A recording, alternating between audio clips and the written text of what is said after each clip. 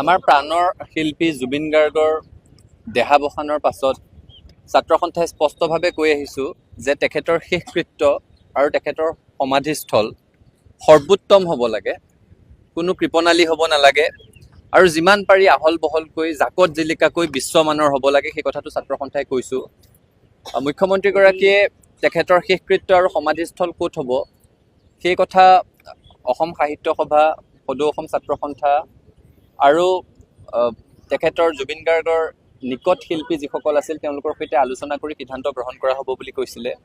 তাৰ পাছত অসম মন্ত্ৰীসভাৰ মাননীয় মন্ত্ৰীদ্বয় ৰণোজ পেগু ডাঙৰীয়া, বিমল বৰা ডাঙৰীয়াই ছাত্ৰ সন্থাৰ সৈতে যোগাযোগ কৰিছে। ছাত্ৰ সন্থাই আমাৰ স্পষ্ট মত তেতিয়াই প্ৰকাশ কৰিছিলোঁ যে তেখেতৰ শেষকৃত্য ক'ত হ'ব লাগে আৰু তেখেতৰ সমাধিস্থল ক'ত হ'ব লাগে, এই ক্ষেত্ৰত তেখেতৰ পৰিয়ালৰ যিটো মত হ'ব সেই মতটোকে আমি সকলোৱে সন্মান জনোৱা উচিত। সদৌ অসম ছাত্ৰ সন্থাই জুবিন গাৰ্গৰ পৰিয়ালবৰ্গৰ সৈতে আমি আলোচনা কৰিছোঁ আৰু পৰিয়ালবৰ্গৰ সৈতে কথা পাতোঁতে তেওঁলোকে স্পষ্টভাৱে কৈছে যে তেওঁলোকে জুবিন গাৰ্গৰ শেষকৃত্য আৰু তেখেতৰ সমাধিস্থল গুৱাহাটীত বা গুৱাহাটীৰ আশে পাশে হোৱাটো বিচাৰে। কাৰণ পৰিয়ালৰ ফালৰ পৰা জনোৱা হৈছে জুবিন গাৰ্গৰ পিতৃ, তেখেত যথেষ্ট বয়স হৈছে তেখেতৰ আৰু তেখেত অসুস্থও হৈ আছে। গতিকে গুৱাহাটীৰ পৰা বেছি আঁতৰত যদি তেখেতৰ শেষকৃত্য কৰা হয় তেতিয়াহ'লে তেখেতৰ পিতৃয়ে নিজৰ সন্তানৰ শেষকৃত্য চাবলৈ সক্ষম নহ'ব। সেয়েহে পৰিয়ালৰ ফালৰ পৰা এইটো অনুৰোধ যাতে তেখেতৰ শেষকৃত্য, জুবিন গাৰ্গৰ শেষকৃত্য, আমাৰ প্ৰাণৰ শিল্পীগৰাকীৰ সৎকাৰ আৰু তেখেতৰ সমাধিস্থল গুৱাহাটী বা তাৰ আশে পাশে হয়। আমাৰ সদৌ অসম ছাত্ৰ সন্থাৰ অনুভৱ আৰু লাখ লাখ জুবিন অনুৰাগীৰো সেই একেই অনুভৱ নিশ্চয় হ'ব যে আমাৰ প্ৰাণৰ শিল্পীগৰাকীৰ শেষকৃত্য আৰু তেখেতৰ সমাধিস্থল ক'ত হোৱা উচিত, এই ক্ষেত্ৰত পৰিয়ালৰ যিটো মত সেই মতটোক আমি সকলোৱে সন্মান জনোৱা উচিত বুলি ছাত্ৰ সন্থাই অনুভৱ কৰিছোঁ।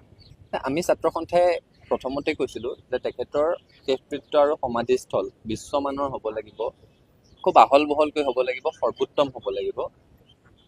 শেষকৃত্য ক'ত হ'ব লাগে, সমাধিস্থল ক'ত হ'ব লাগে, তেখেত অসমৰ জনতাৰ হৃদয়ে হৃদয়ে থকা এগৰাকী শিল্পী।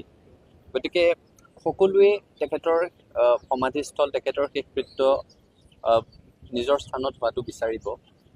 আমি সেইখিনি মুহূৰ্ততে কৈছিলোঁ যে পৰিয়ালৰ যিটো মত সেই মতটোক সন্মান জনাই আমি সকলো আগবাঢ়িব লাগিব।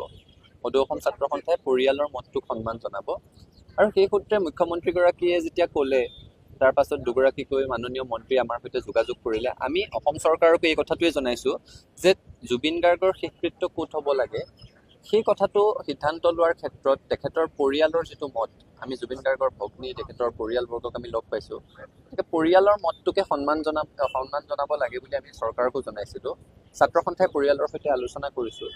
পৰিয়ালে নিজৰ মতটো স্পষ্টভাৱে প্ৰকাশ কৰিছে যে তেওঁলোকে জুবিন গাৰ্গৰ শেষকৃত্য আৰু তেখেতৰ সমাধিস্থল গুৱাহাটীত বা ইয়াৰ আশে পাশে হোৱাটো বিচাৰিছে আৰু কাৰণ হিচাপেও কৈছে যে যিহেতু তেখেতৰ পিতৃ যথেষ্ট বয়স হৈছে, অসুস্থ, তেওঁ আঁতৰত যদি তেওঁৰ শেষকৃত্য সম্পন্ন কৰা হয়, দুৰ্ভগীয়া পিতৃগৰাকীয়ে নিজৰ অকালতে হেৰাই যোৱা সন্তানৰ শেষকৃত্যও চাবলৈ সক্ষম নহ'ব। গতিকে সেইটো হৈছে পৰিয়ালৰ মত।